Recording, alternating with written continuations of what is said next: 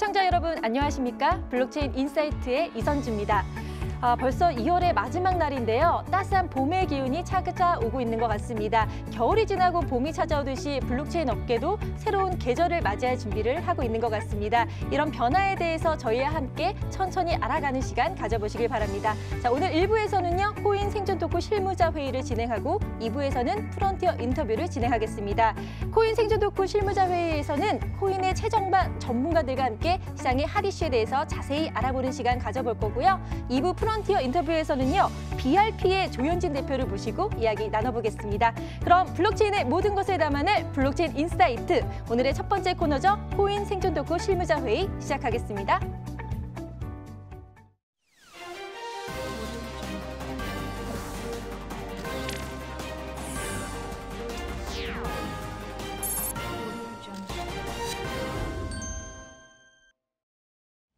블록체인 업계의 지극히 개인적이고 편파적인 방송이죠. 업계의 내밀한 속내를 속 시원하게 파헤쳐보는 시간, 코인 생존 토크 실무자 회의 시작하도록 하겠습니다. 자, 오늘도 치열한 코인판 선봉에서 열심히 일하고 방송에 임해주신 블록노드 커뮤니케이션즈의 정윤성 팀장님, 그리고 메이크잇의 강흥보 대표님 두 분과 함께하겠습니다. 반갑습니다. 네, 반갑습니다. 네, 오늘도 새로운 얼굴들로 또 신선하게 꾸며볼 텐데요. 자, 오늘도 실무자 회의 주간 회의로 여러 안건들이 올라왔습니다. 한번 내용들 확인해 볼까요? 이더리움이 두 차례 연기한 하드포크를 재개할 예정이라고 밝혔습니다. 채굴 방식과 채굴량 등 변화를 예고했는데요. 하드포크 이후에 향방이 주목되고 있습니다. 두 번째 이슈입니다. 갤럭시 S10의 암호화폐 지갑을 탑재 후에 삼성이 자체 암호화폐 발행을 개발하기로 박차를 가하고 있다는 소식이 전해졌는데요. 자, 대기업 삼성이 블록체인 사업의 본격화에 시동을 거는지 세간의 집중을 모으고 있습니다.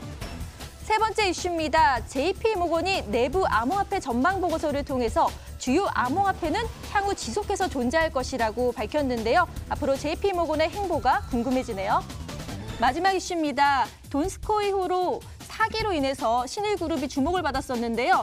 이 신일그룹이 유니버셜 그룹으로 개명을 한 뒤 발행 코인 관련 사업을 이어서 하고 있다는 소식이 전해졌는데 블록체인 협회는 유니버셜 그룹의 암호화폐 투자에 대한 주의를 하면서 공개를 계속해서 하기로 밝혔습니다.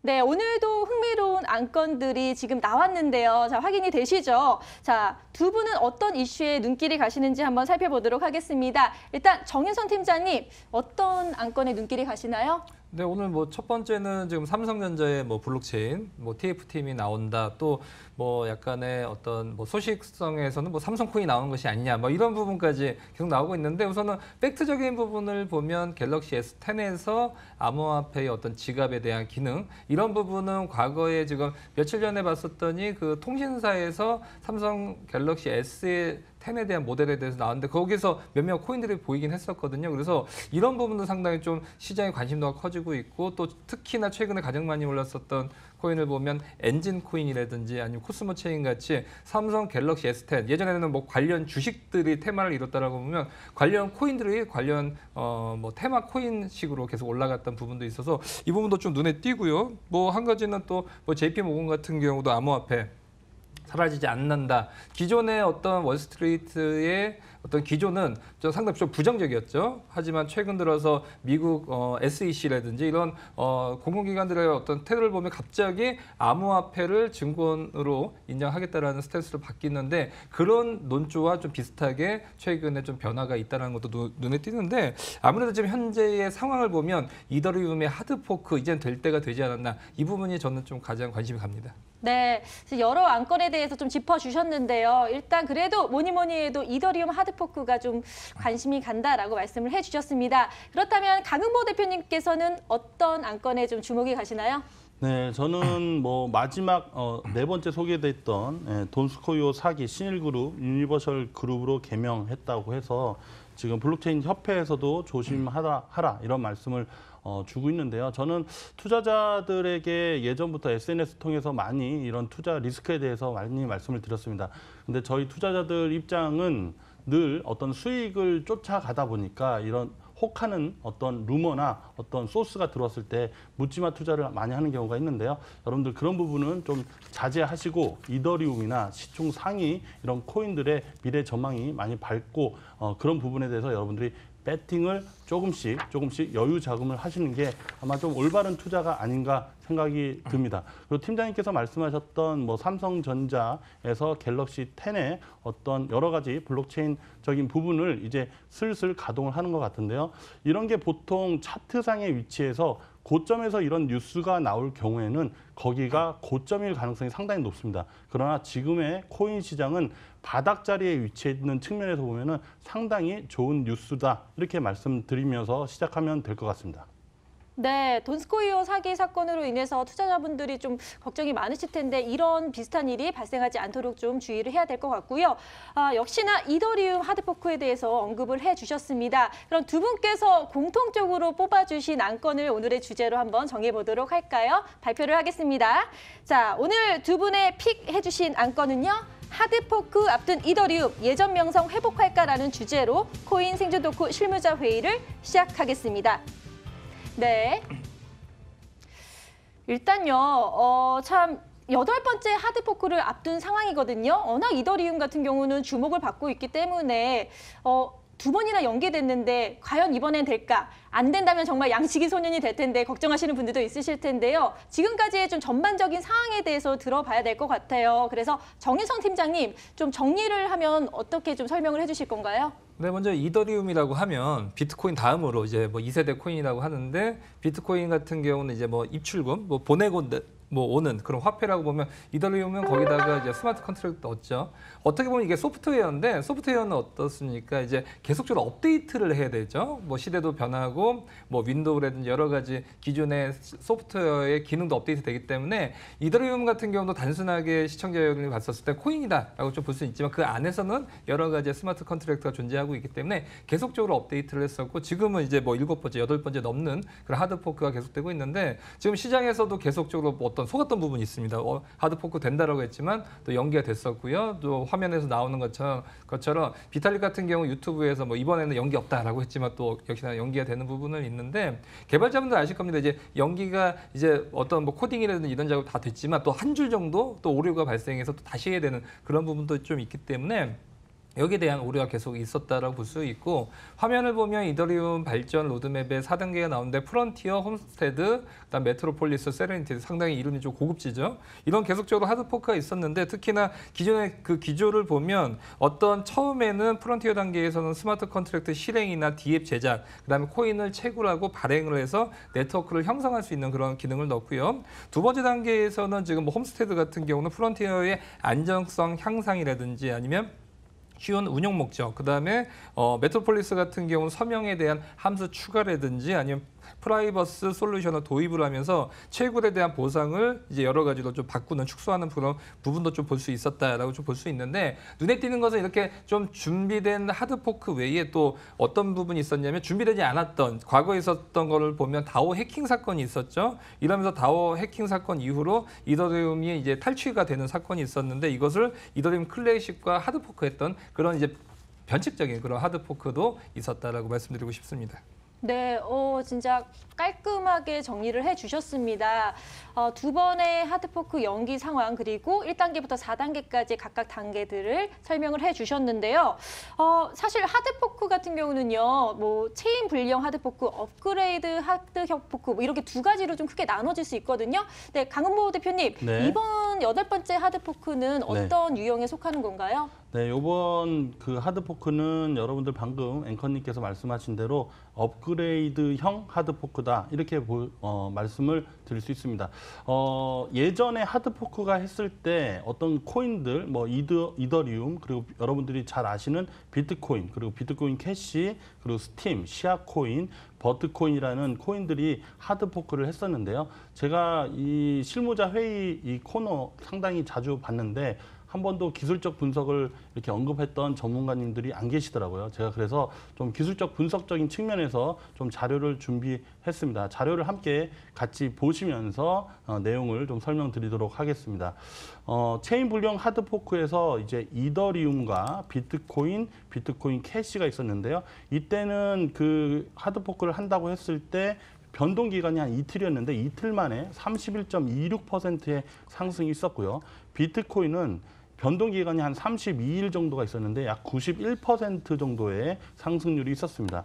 그러나 계속 상승만 하던 하드포크냐? 아니죠. 비트코인 캐시라는 이 코인이 하드포크를 했을 때는 29일간 거의 뭐 83%의 하락. 그러니까 1,000원을 투자했으면 29일 후에 나의 830원이 날아가고 1,700원 정도가 남는 그런 큰 하락이 있었던 거죠. 근데 요번에는 체인 불량 하드포크가 아닌 업그레이드형 하드포크였습니다. 업그레이드형 하드포크는 이더리움이 마이너스 23% 그러니까 7일 정도의 변동 기간이 있었는데요. 그 전에 이더리움이 하드포크 했을 때 마이너스 23% 정도의 하락이 있었는데 저는 요번에 약간 변동성이 약간 흔들리는 모습이 나오겠지만 저는 좀 긍정적으로 보고 있습니다. 그 부분은 뒷부분에 좀 설명을 드리고요. 스팀이나 시아코인, 버트코인도 여러분들이 예전에 이랬던 사례가 있구나. 버트코인은 16일 동안 216%나 상승했네. 이렇게 자료를 보시면 될 것 같습니다. 자, 차트를 바로 이어서 제가 좀 빠르게 좀 진행을 할 건데요. 2016년 7월 20일 날 이더리움 클래식 이더리움에서 하드포크가 있었습니다. 그때는 11달러에서 15달러로 빠른 기간 동안에 얼마 안 되는 기간 동안 31% 정도의 상승이 있었습니다. 그래서 내일 하드포크가 이제 근접해서 이제 하드포크가 시작되면 바로 상승하냐? 그 부분은 조금 물음표로 좀 남겨둬야 되는데요. 아직 바로 이런 차트를 보시고 그대로 투자하시는 건 상당히 위험하시니까 뒤에 한번 차트를 계속 한번 보시겠습니다. 자, 비트코인 하드포크도 보니까 2017년 8월 1일 날 비트코인에서 비트코인 캐시로 하드포크를 했습니다. 그때 32일 동안 약 91%의 상승이 있었던 것도 여러분들 기억을 해주시면 감사하겠습니다. 자, 이제는 좀 안 좋은 얘기죠.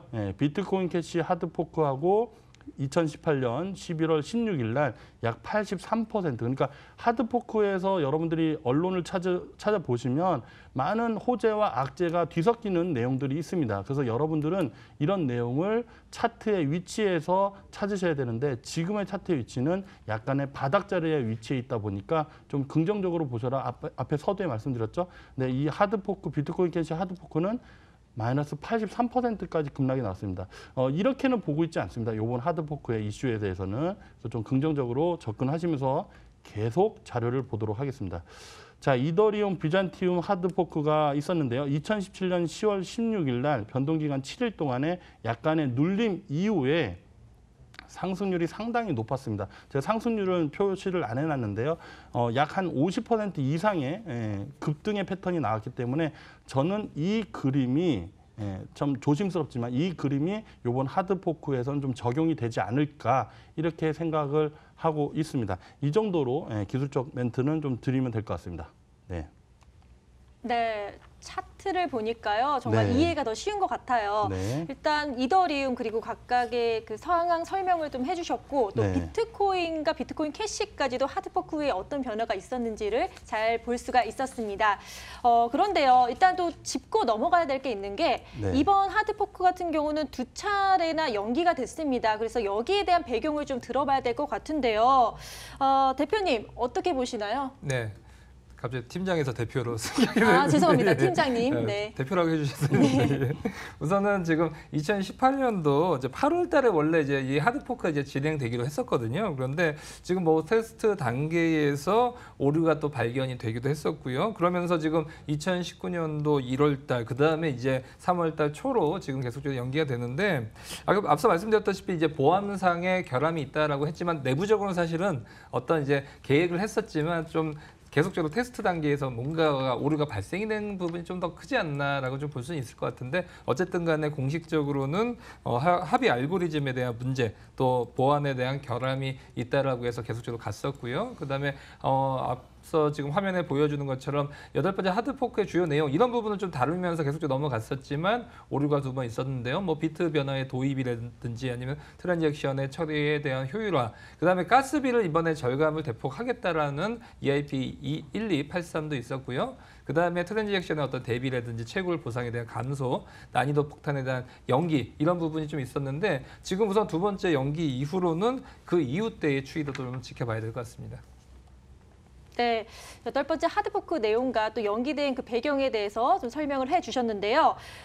이더리움 하드포크 어쨌거나 이제 진행이 정상적으로 된다면은 여러 가지 또 안팎으로 영향을 미칠 것 같습니다. 그래서 거기에 대해서도 좀 알아봐야 될 것 같은데 암호화폐 시장에 얼마큼 영향을 주나 이걸 짚어볼 텐데 최근 암호화폐가 상승세를 좀 이뤘거든요. 그래서 이게 이더리움 하드포크의 영향을 받은 건지 자, 어떻게 보시나요, 팀장님?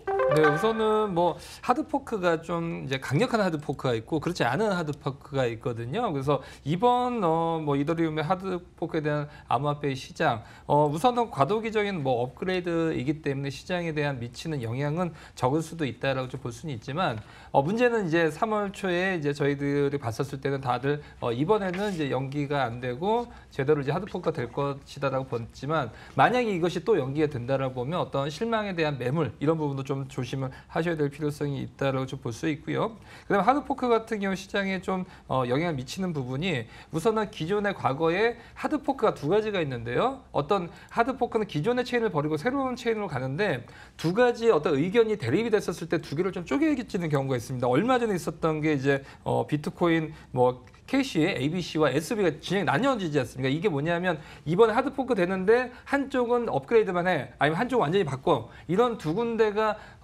격렬하게 싸울 때 과거에도 아까 우리 대표님께서 말씀해 주셨다시피 2개로 쪼개졌을 때 대부분 이제 급등하는 경우가 있었지만 이번에는 사실은 업그레이드에 대한 부분이 있기 때문에 과거에 있었던 비트코인과 비트코인 캐시로 쪼개지고 또 이더리움과 이더리움 클래시 쪼개지는 그런 상황이 아니라 기존에 갖고 있었던 이더리움의 보유자들이 2개로 쪼개는 것이 아니라 하나로 가기 때문에 시장에 미치는 영향은 저는 좀 제한적이다라고 좀 볼 수 있을 것 같습니다. 네. 또 제한적이라는 말씀하셨는데 어쨌거나 지금 사실 바로 코앞이기 때문에 상승을 많이 할 거라고 생각했는데 그렇게 생각보다는 높지 않은 걸로 보여지거든요. 그래서 선 반영됐다 이런 이야기도 많고 어쨌거나 기대 심리가 반영되니까요. 근데 제가 궁금한 거는 이더리움도 있지만 전체적으로 또 대장주 비트코인 같은 경우도 하드포크 이후에 여러 가지 변화의 상황을 봤었는데 차트로 봤을 때요. 네. 비트코인 이후의 상황은 좀 어땠나요? 하드포크인 경우? 네, 여러분들이 이 방송을 열심히 보신 분들은 어느 정도 투자자로서 갖춰야 할 내공을 좀 어느 정도 갖췄다 말씀을 드릴 수 있을 것 같은데요. 그래도 이더리움의 어떤 이슈를 갖고 투자를 하시기에는 그 전에 하실 게 있습니다. 그래서 앵커님께서 좋은 질문을 해주셨는데요. 제가 비트코인 제 모니터 차트를 좀 보면서 비트코인의 현 위치를 말씀드리고 이더리움을 투자를 하는 게 적긴지 그거를 좀 조언을 좀 드리고자 합니다. 차트 한번 같이 보시도록 하겠습니다. 자, 비트코인이 예전에는 뭐 2,700만 원, 800만 원 얘기가 있었는데 지금은 뭐 360만 원, 70만 원 갔다가 최근에 450만 원을 위로 올리는 모습이 나왔습니다. 지금 살짝 눌림의 공간인데요. 구간이 좀 나오고 있습니다. 밑에 아래서 보시면은 여러분들 이 방송을 처음 보시는 분들은 에너지라는 거를 좀 잘 이해를 못 하실 수 있습니다. 그래도 그냥 제가 천천히 설명드리는 부분에 대해서 여러분들 좀 이해를 하신다고 따라오시면 좋을 것 같습니다. 지금 마우스 포인트가 보이는데 자, 지금 화면에는 이더리움 하드포크 이후 향방에 대해서 비트코인 시세를 먼저 알아야지만 이더리움을 볼 수 있다. 이런 측면에서 보시면 될 것 같습니다.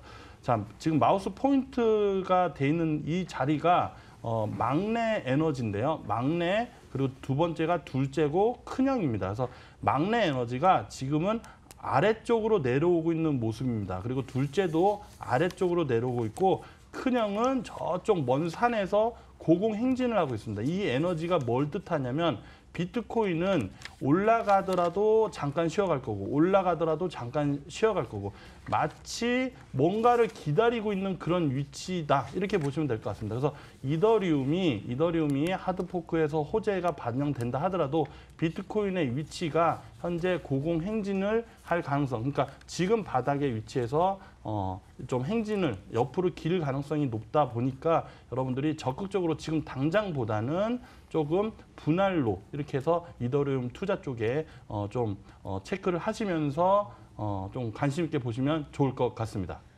네. 이더리움의 하드포크 뒤에 이거를 매수해야 되는지 좀 고민되시는 분들은 또 차트를 통해서 이렇게 분석을 해주시니까 도움이 네. 많이 되실 것 같은데요. 역시나 비트코인 대장주이기 때문에 그 하드포크 이후의 향방과 좀 비교를 하면서 분석을 해주셨습니다. 그렇다면 과거에 이더리움 하드포크 그 당시의 상황은 어땠는지도 좀 들어봐야 될 것 같은데요. 팀장님 좀 분석을 해주세요. 네. 우선은 뭐 하드포크가 또 극명하게 나누는 경우가 두 가지가 있는데요. 그 당시가 상승장이었는지 하락장이었는지가 굉장히 좀 중요합니다. 네. 그래서 상승장에서는 뭘 갖다 붙여도 다 호재고요.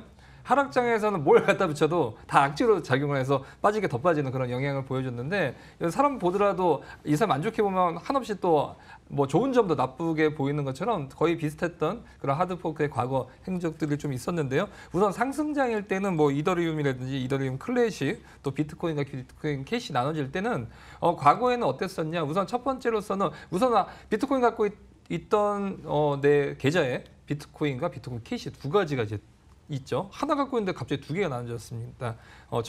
시청자 여러분들 딱 기분이 어떻습니까? 굉장히 또 두 개로 늘어지니까 굉장히 좀 좋게 호재로 좀 작용했겠죠.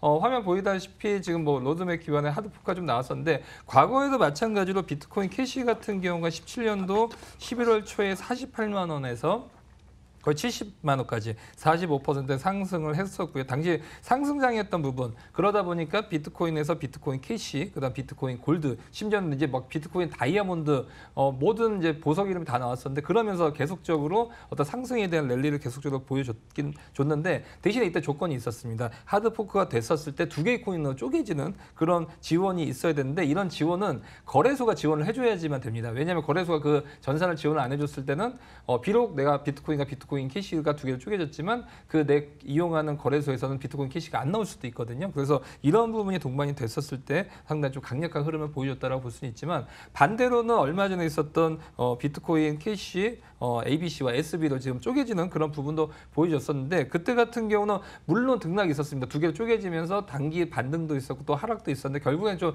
빠지는 그런 모습을 보여줬었는데 마찬가지로 이때도 ABC 같은 경우는 뭐 네트워크 진영과 또 SB 같은 경우는 엔체인이나 코인기 같은 두 가지의 양대 어떤 채굴 거래소, 채굴 장이 이제 뒤에 있기 때문에 거의 힘이 비슷했거든요. 그런 면에서도 하락장에서도 역시나 단기 반등 정도를 줄 수 있는 그런 호재다라고 좀 볼 수 있을 것 같습니다. 네, 물론 시세에 따라서 오를 때는 오르고 또 내려갈 때는 뭐 하드포크와 상관없이 또 내려가는 그런 상황이 발생하는데 어쨌거나 단기적으로는 긍정적이라는 말씀 해주셨고요. 과거 이더리움 하드포크 때는 뭐 오르락 내리락 그런 시세 변동이 있었는데 이번에는 또 어떤 예상이 되는지 차트를 통해서 좀 분석을 하면 더 이해가 쉬울 것 같거든요. 대표님 네. 부탁드립니다. 네, 앞서 제가 비트코인 차트를 좀 보여드렸습니다. 근데 오늘의 저희 방송의 주제에 이더리움이 빠질 수 없죠. 그래서 여러분들께 비트코인은 주봉, 좀 긴 호흡은 말씀은 안 드렸는데 이더리움은 제가 일봉과, 그러니까 일봉이라는 것은 하루에 캔들을 하나하나씩 할 때 만들어지는 차트인데요. 일봉과 주봉 차트를 보여드리도록 하겠습니다. 차트 같이 한번 화면을 보시도록 하겠습니다. 자, 이더리움이 현재 위치를 보시면요. 고점이 최근에 17만 원, 18만 원 위쪽에서 쌍봉, 그러니까 왼쪽 봉우리를 만들고 두 번째 봉우리를 만들었다 해서 쌍봉이라고 하는데요. 이 쌍봉 흐름으로 내려오고 있습니다. 그러면 보통 여러분들 주식 투자하신 분들은 쌍봉에서 내려올 경우에는 어떻게 되냐? 매도를 해야 된다 이런 얘기를 많이 하시거든요. 근데 현재 구간에서는 어떻게 보셔야 되냐면 아까 앞서 비트코인에 대한 에너지를 제가 설명을 드렸는데 비트코인의 아까 에너지는 막내와 맨 위에 있는 게 막내고요. 두 번째가 둘째 형이고 맨 마지막에 있는 게 큰 형입니다. 예, 큰 형인데 이 외바닥으로 하는데 아까 비트코인보다는 먼저 바닥 쪽에 이더리움이 있는 모습입니다. 이게 뭘 뜻하는 거냐? 이더리움 하드포크를 차트상 호재 쪽으로 보고 있다. 그러니까 이 이더리움을 선도하는 세력들이 있습니다. 그러니까 시장을 컨트롤하는 세력이라고 표현할 수가 있는데요. 그 분들께서 지금 이더리움은 매수를 좀 봐도 되지 않을까 하고 입지를 어느 정도 펀치를 내리고 있다. 이렇게 보시면 될 것 같습니다. 그리고 좀 약간 즐거운 얘기를 좀 제가 드리자면 이더리움은 주봉 차트라고 있습니다. 이게 좀 길게 보는데요. 이 이더리움의 주봉으로 보면 이더리움이 현재 가격이 15만 1,850원의 위치인데 이 주포 시장을 선도하는 세력들은 목표치를 45만 원까지는 일단 길게 이게 6개월이 될지 1년이 될지는 아무도 모릅니다. 그러나 그들의 목표치는 한 45만 원 선, 40에서 50만 원 사이를 향하는 흐름이 나오지 않을까 하고 기분 좋은 제가 소식도 물론 100% 여러분들 이 얘기를 듣고 이렇게 추가 매수를 하시면 안 되고 천천히 그 흐름을 보시면서 아마 체크를 하시면 아마 좋은 수익이 아마 안겨지지 않을까 이렇게 생각이 듭니다. 네, 기술적 분석을 통해서 또 이더리움 하드포크 이후의 영향에 대해서 살펴봤습니다. 자, 이렇게 오늘의 주제에 대해서 좀 자세히 알아봤는데요. 그렇다면 두 분 어떻게 생각하는지 깔끔하게 한 줄평으로 한번 이야기를 들어보도록 할까요? 먼저 팀장님 한 줄평 부탁드립니다. 네, 이더리움의 하드포크 허물을 벗어서 헐헐 나는 나비다라고 말씀드릴 수가 있겠습니다. 네, 어떤 그 부연 이유가 설명? 네, 부연 설명 좀 해주시면요. 우선은 뭐 허물을 벗으면서 애벌레가 이제 허물을 벗고 이제 헐헐 날아가죠. 마찬가지로 이더리움 계속적으로 뭐 이오스도 나오고 그 이후에 또 국내 뭐 한국 로컬형 플랫폼도 계속적으로 나오다 보니까 이더리움의 명성 또 거기 안에 들어가는 새로운 코인이나 뎁들 같은 경우가 새로운 플랫폼을 계속적으로 찾으면서 이더리움 같은 경우 좀 찾는 부분이 과거의 명성만큼 좀 안 되는 그런 부분을 보여주고 있는데 그러다 보면 기존에 있었던 문제점은 두 가지였죠. 가스비에 대한 부분 또 속도에 대한 부분인데 이런 부분을 계속적인 하드포크에 맞게끔 개선을 한다라고 보면 다시 한번 또 어떤 날갯짓을 할 수 있지 않을까라고 좀 볼 수 있을 것 같습니다. 네, 이번엔 강흥보 대표님의 한 줄평도 들어볼까요? 네, 일단 여러분들 앞에 방송에서 말씀을 제가 드렸던 것 같은데요. 일단 악재든 호재든 현재 위치가 중요하다입니다. 여러분들께서 투자를 하시는 데 있어서 어떤 호재나 주변 지인들이 어떤 이런 게 좋대더라 하고 어떤 소스를 받잖아요. 그러니까 정보 매매라고 하는데 그때 현재 차트 위치를 보시면 그 자리가 만약에 바닥이면 그거는 진짜의 정보고요. 위에 있으면 그거는 서로 욕하고 싸울 일이다. 이렇게 제가 설명을 드립니다. 그래서 악재든 호재든 현재 위치가 중요하다. 이더리움의 하드포크는 지금은 호재 속에 좀 가깝지 않나 이렇게 마무리 짓습니다. 네, 내일 예정된 이더리움 하드포크 재차 연기된 만큼 기대와 우려가 좀 뒤섞여 있는데요. 이번 하드포크로 인해서 다시 이더리움이 비상할 수 있을지 기추가 주목되고 있습니다. 자, 오늘 함께해 주신 두 분 너무 말씀 고맙습니다. 감사합니다. 감사합니다. 네, 감사합니다.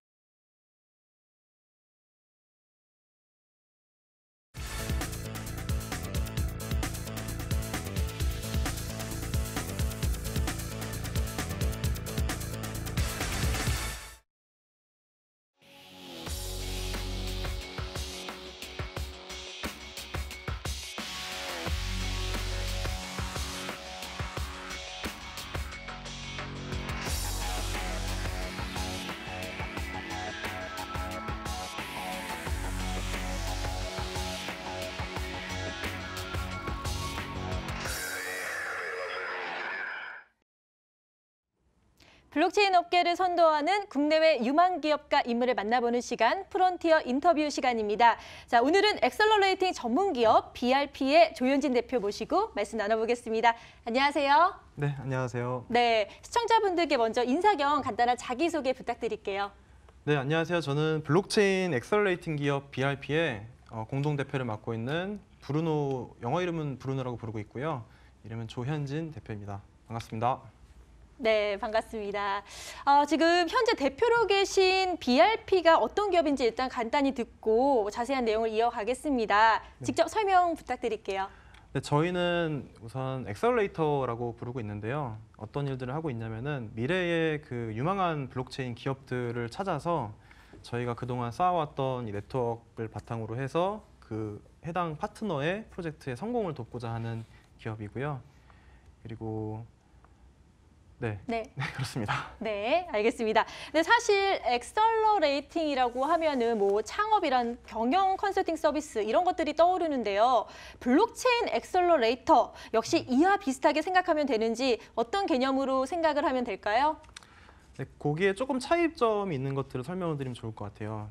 일반적으로 그 일반 기업의 창업이라든가 뭐 경영 컨설팅하는 부분에 있어서는 일반적으로는 주식시장, 주식 그 회사의 이 구조를 바탕으로 이루어지는데 네. 블록체인 쪽에서는 좀 특이한 점이 뭐냐면은 여기에 토큰에 대한 부분들이 들어가면서 기존의 주식 회사에서 가지고 있지 않은 이 블록체인 토큰 이코노미가 들어가게 되면 거기에 뭐 투자자라든가 혹은 유저 그리고 관계되어 있는 분들의 이익 구조에 대한 부분들이 좀 다른 부분들이 있어요.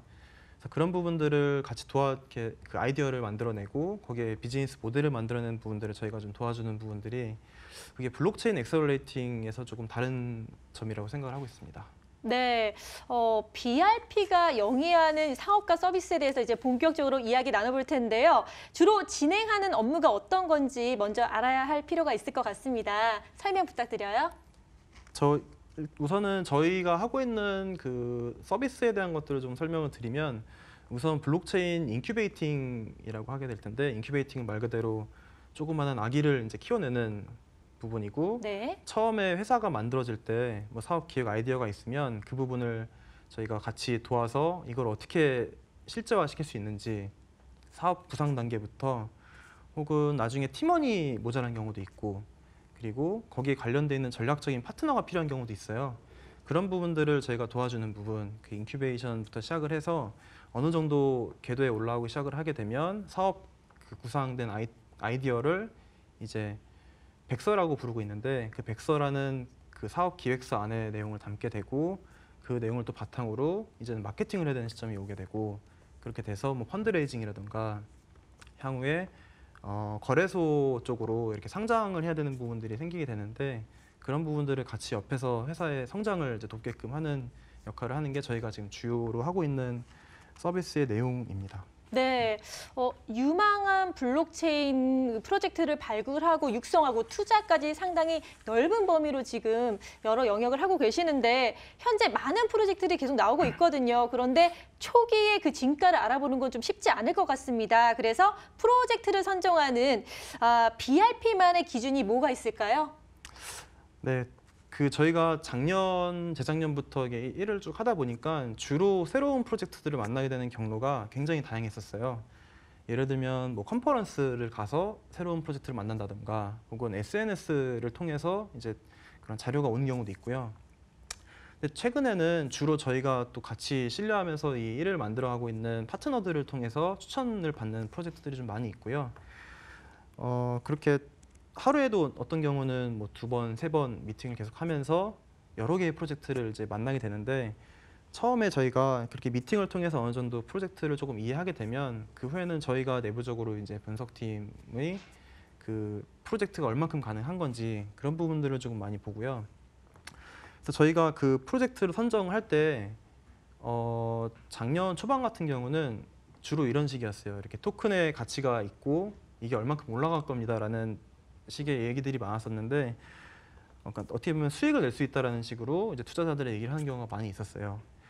근데 지금 저희가 프로젝트를 조금 보는 관점은 그 해당 프로젝트가 실질적으로 수익을 낼 수 있는 모델을 가지고 있는지를 많이 보게 되고요. 그리고 그 프로젝트를 이제 이끌어가는 그 멤버들, 이런 팀원들이 실제로 그 프로젝트의 성공 궤도에 올리기 위한 네트워크가 있다던가 혹은 어느 정도 그런 경영 능력이라던가 이런 것들을 종합적으로 봤을 때 아, 이 사람은 가능하겠구나라는 부분들 그런 쪽에 조금 포커싱을 두고 있습니다. 네, 까다로운 또 발굴 작업이 필요하네요. 뭐 수익적으로 이제 실질적으로 가능한지 그리고 또 멤버들의 가능성에 대해서 보신다고 하셨는데 이렇게 어려운 선정 과정을 거친 이제 프로젝트 가운데 그동안 이제 BRP가 참여한 프로젝트들 어떤 것들이 있는지도 참 궁금해지는데요. 설명 부탁드려요. 그 프로젝트들을 저희가 같이 참여해서 만들어가는 것들 중에서 어떤 프로젝트를 설명을 드리면 좀 재밌을까 이제 고민을 하다가 네. 저희가 작년 초부터 깊이 이제 인볼브가 돼서 만들어왔던 칠리즈라고 하는 프로젝트를 좀 설명을 드리려고 해요. 칠리즈라고 하는 프로젝트는 저기 지중해에 몰타라고 하는 조그마한 나라가 있는데 네. 거기가 이제 블록체인 섬으로 이제 유명해지고 있는 나라예요. 많이들 가시더라고요. 네. 네. 그곳에서 시작된 프로젝트인데 기본적인 컨셉은 e스포츠 그리고 유럽에서 유행하는 그 축구 여기에 팀들이 있는데 그 팀의 그 팬들이 이 팀의 토큰을 가지고 팀의 운영권을 어느 정도 제어할 수 있는 그런 투표권을 가지게 되는 프로젝트고요. 저희가 작년 초에 만나게 되면서 이 프로젝트의 이 토큰 이코노미에서 조금 부족한 부분들을 계속 얘기를 하게 되고 그러면서 백서를 번역하고 그다음에 한국에서 이거를 저희 그 런칭을 하게 되는데 프로젝트를 이제 발표를 하게 되잖아요. 그렇게 되면 그 발표하는 과정에서 저희가 내용을 다시 구성을 해서 이 한국인들의 정서에 맞게끔 다시 내용을 재구성을 하게 되고 그렇게 되면서 뭐 펀드레이징이라든가 그 후에는 이제 거래소 상장 단계로 가고 있는 중인데 거기에 대해서 이제 국내 홍보를 어떻게 할 수 있을까에 대한 홍보 파트너 그리고 뭐 한국 매니저를 구하는 부분에 대해서 저희가 면접을 봐준다거나 그런 식으로 그 회사가 해야 되는 부분 중에 일정 부분 저희가 할 수 있는 것들을 계속 기여하면서 이 프로젝트의 성공을 돕고 있습니다. 네, 몰타에서의 e스포츠, 축구 뭐 이런 것들에 관련해서 또 정말 새로운 듣지 못한 그런 프로젝트인 것 같아요. 네, 흥미로운데 이렇게 이야기를 나눠보니까요. 조현진 대표께서는 과연 그동안 어떤 일을 하셨는지가 궁금하거든요. 또 외모가 또 범상치 않으신데 비슷한 업종 일을 하셨는지 아니면은 새롭게 어떤 계기로 이 블록체인 업계에 발을 들이게 되신 건지 궁금하네요. 저는 사실은 그 대학교 때는 건축공학을 전공을 했었고요. 네. 하면서 이제 약 한 대학교 졸업하고 나서 한 8년 정도 건설회사를 다녔었어요. 그래서 말 그대로 그 울타리가 쳐져 있는 현장 안에서 한 4년 정도는 실질적으로 시공 관리를 했었고 그 후에 한 3년 정도는 이제 공무라고 해서 그 현장의 뭐 원가라든가 그 소장님이 하는 것들을 자료를 만들어내고 뭐 여러 가지 협력 관계를 구축하는 그런 일들을 하고 그 다음에 본사에 이제 외주팀에 들어가면서 협력 회사들을 이제 관리하고 어떤 식으로 평가해야 되는지 그런 부분들을 어떻게 보면 업무상으로 접하면서 이제 알게 됐고요. 근데 제가 2016년에 이제 그 회사를 나오게 되면서 이제 블록체인 쪽으로 들어오게 됐는데 그때 당시에 혹시 기억하실 수 있을지 모르겠는데 그 알파고 그리고 네, 알파고. 이세돌 선수하고 네. 이 세계의 대결을 했었잖아요. 그렇죠. 그때 당시에 네. 저는 이제 사무실에서 이제 TV로 보고 있었고 느꼈던 부분이 회사에서는 매일 같이 뭐 야근을 하느니 뭐 이런 얘기들을 많이 하고 있는데 바깥에서는 세상이 많이 변하고 있었고 그러면서 그 4차 산업혁명이라는 얘기도 많이 나왔었잖아요. 하다 보니까 저의 관심사는 그쪽으로 많이 가 있는데 이거 빨리 나가야 되겠다라는 생각을 하게 되면서 그렇게 시작이 됐던 것 같아요. 하다 보니까 뭐 블록체인만 관심이 있었던 건 아니고 뭐 드론이라든가 혹은 빅데이터 이런 쪽에도 관심을 갖고 있는데 우선은 블록체인 쪽에서의 이게 지금 뭔가 만들어지고 있는 타이밍이다라는 부분도 많이 느끼게 됐었고 거기에서 내가 할 수 있는 부분이 어떤 것들이 있을까라고 고민을 하다가 정신을 차리고 보니 이상 이렇게까지 많이 발전이 된 것 같습니다. 네. 알파고로 인해서 또 블록체인 업계에 또 발을 하는 계기가 됐다고 들었는데요. 이렇게 또 여러 가지 이제 블록체인 업계에 본격적으로 발을 디디면서 BRP 같은 경우는 엑셀러레이터, 투자라든지 컨설팅 이런 관련 기업들이 같이 지금 경쟁자들도 많이 늘고 있는 상황입니다. 이러한 기업들이 정말 필요한지 그리고 또 산업 발전을 위해서는 어떤 역할을 하는 게 좋은지 어떻게 보시나요? 우선은 사실은 지금 블록체인이라고 하는 이 산업 자체가 너무 작거든요. 그러다 보니까 이게 뭐 경쟁이라고 하기도 좀 어려운 게 왜냐하면은 뭐 전체 시장이 포화가 돼 있어서 서로 뭔가 이렇게 파일을 가져가는 그런 상황이 아니고 지금은 서로 같이 협력을 해가지고 하나라도 제대로 성공하는 프로젝트를 만들어 보자. 그렇게 돼서 일반적으로 아직 블록체인에 대한 이해도가 없는 분들이 봤을 때 블록체인의 그 토큰 모델을 들여다보면 여기에 실질적으로 참여하는 유저들에게 보상을 줄 수 있는 그런 구조들이 많이 있는데 그런 부분들을 이해할 수 있게끔 도와주고 해서 전반적으로 이 시장이 커지는데 저희가 많이 좀 이바지를 해야 될 것 같고요.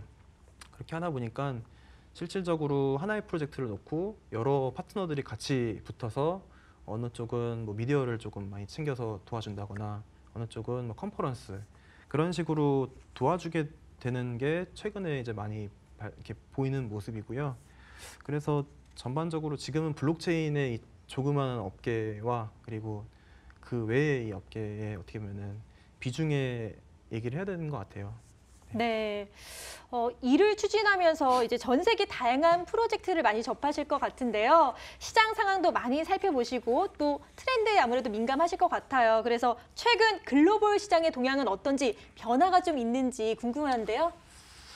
그거는 뭐 저의 어떻게 보면 개인적인 의견일 수도 있을 것 같아요. 왜냐면은 작년에 사실 재작년부터 시작을 하게 되면서 이게 일을 하면서 해외 쪽으로 얼만큼 많이 갈 수 있을까라는 이제 의문을 가지고 시작을 했었고 근데 열심히 하다 보니까 작년에 실질적으로 뭐 미국이라든가 뭐 일본, 중국, 홍콩 또 저쪽 유럽에는 아까 그 칠리즈 파트너가 있는 몰타라는 나라 여러 나라하고 교류를 하게 되는데 이게 지금 최근의 트렌드라고 하기보다는 전반적으로 그들이 느끼는 부분들을 제가 좀 피부로 와닿았던 거를 말씀을 드리면 그 해외 이제 파트너들은 일단은 한국 시장에서 자기네 프로젝트가 알려져야 된다라는 거를 약간 무조건 가야 된다라고 생각을 하는 것 같아요. 네. 그 이유를 왜 그런가 하고 물어보니까 한국에서는 매일같이 그 프로젝트를 설명하는 미트업이 열리고 거기에 관련된 사람들이 와서 또 내용을 듣고 또 해당되는 컨퍼런스가 계속 생기게 되고 하다 보니까 굉장히 트렌드가 빠르게 움직이는 시장에서 그거를 따라갈 수 있게끔 해줄 수 있는 게 한국 시장인 것 같고 그리고 이 서울이라고 하는 도시 안에서 다 이루어지다 보니까 뭔가 미팅을 하기도 쉽고 그렇게 되면서 굉장히 그런 빠른 트렌드를 가장 빠르게 선도하는 나라가 우리나라가 아닌가라는 걸 좀 느끼게 됐고요.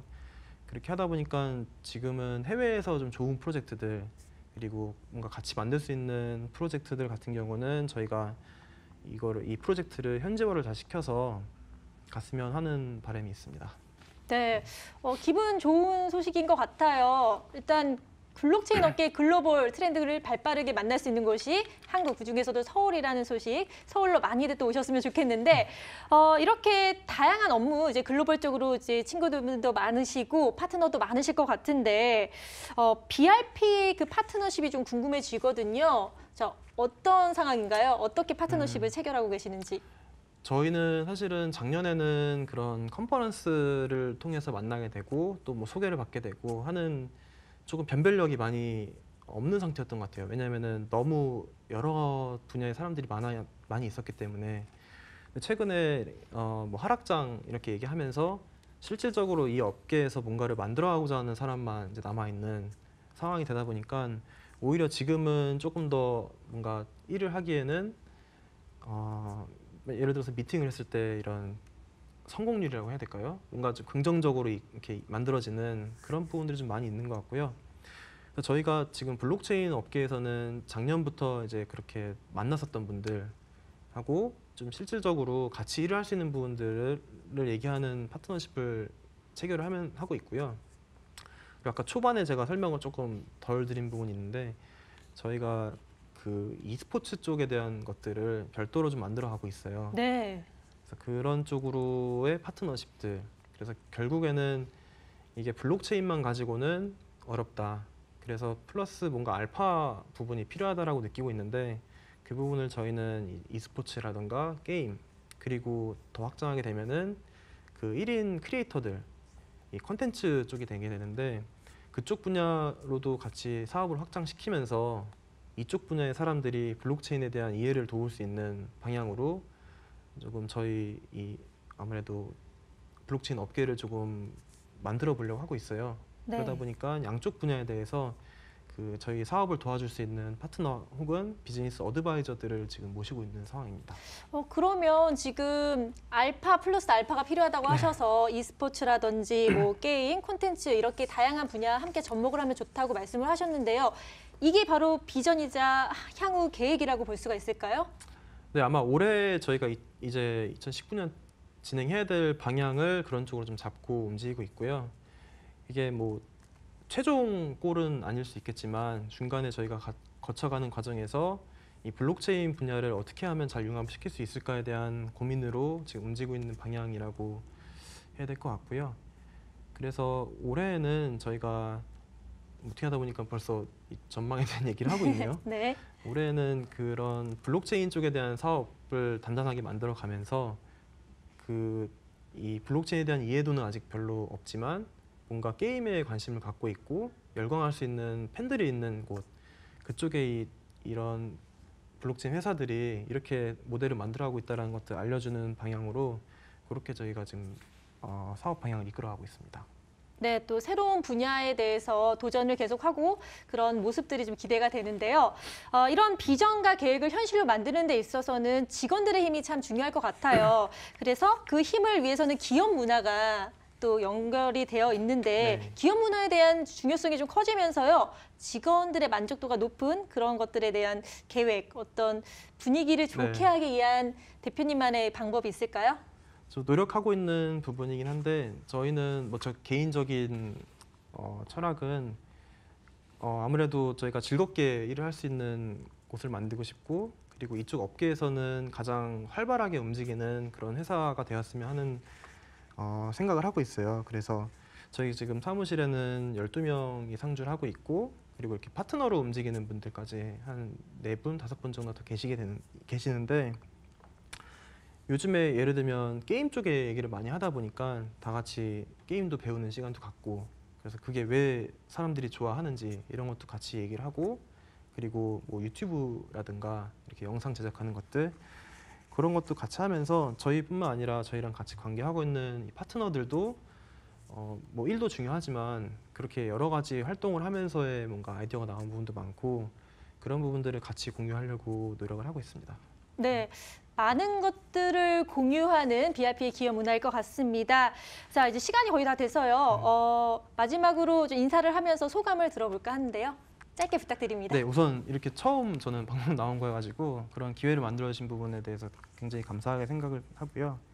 저희가 궁극적으로는 이 4차 산업혁명 분야에 리딩을 할 수 있는 기업이 되고자 이제 이렇게 나오게 됐는데 아까 말씀드린 것처럼 이 블록체인 엑셀러레이팅 분야 그리고 게임 쪽에 대한 것들을 융합시켜서 뭔가 성공 모델로 가는 것들을 보여드리고 싶고 나중에 올해 말이라든가 나중에 또 그런 것들을 전달할 수 있는 자리가 있었으면 좋겠습니다. 네, 지금까지 BRP 대표 조윤진 대표와 함께했습니다. 나와주셔서 고맙습니다. 감사합니다. 블록체인에 대한 새롭고 다양한 이야기 오늘도 함께 해봤는데요. 앞으로도 더 많은 이야기 여러분과 함께 하겠습니다. 자, 블록체인의 모든 것, 블록체인 인사이트. 저희는 다음 주 목요일 같은 시간에 찾아뵙겠습니다. 시청해주신 여러분 고맙습니다.